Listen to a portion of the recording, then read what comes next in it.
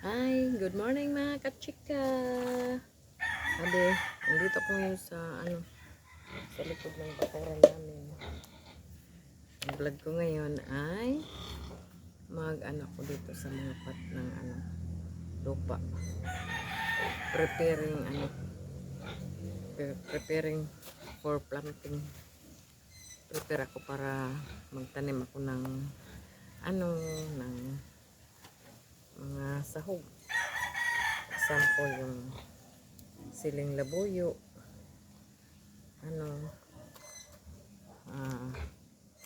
pepper rin, ulabtog.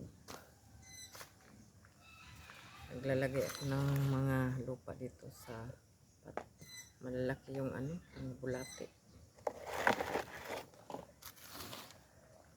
Meron explanation nung bata pa ako. Bata pa ako.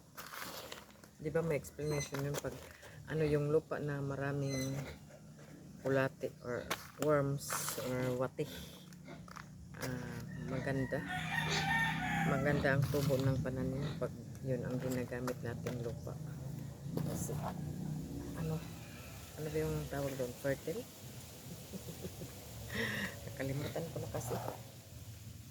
nakalimutan ko na kasi mga kachika kung anong tawag. Basta pag pag gusto mo magtanim, gamitin mo yung lupa na maganda para yung resulta ay maganda rin yung tubo ng mga pananim mo.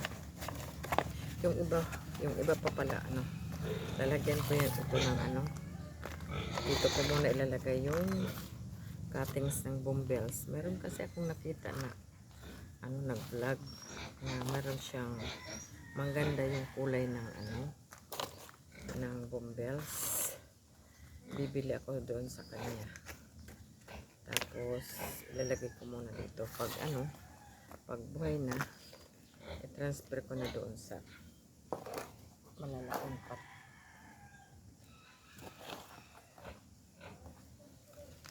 Kumusta nga pala sa mga viewers ko dyan sa YouTube? Please likes naman.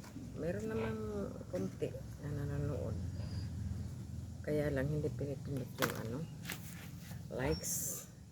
Kung sino man yung nanonood ng video ko dyan, kindly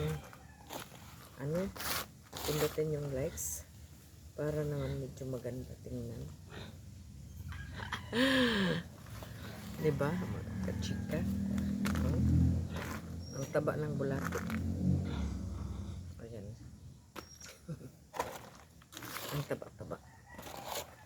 Kasi maraming bulate ito. Kasi mga ito dito ko sa likod ng bahay namin. Meron ditong mga waste ng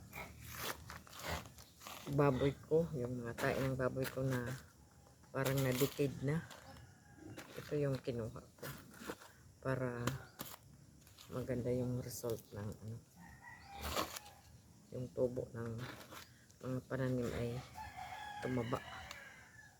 Diba mga kachika?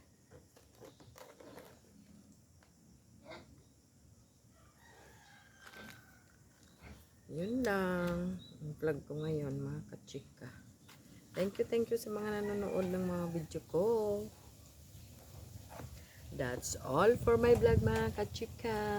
Thank you for watching. At kung bago ka pa lang sa channel ko, please subscribe at huwag niyong kalimutan pindutin yung notification bell para updated naman kayo sa susunod ko pang mga video. Bye bye mga kachika.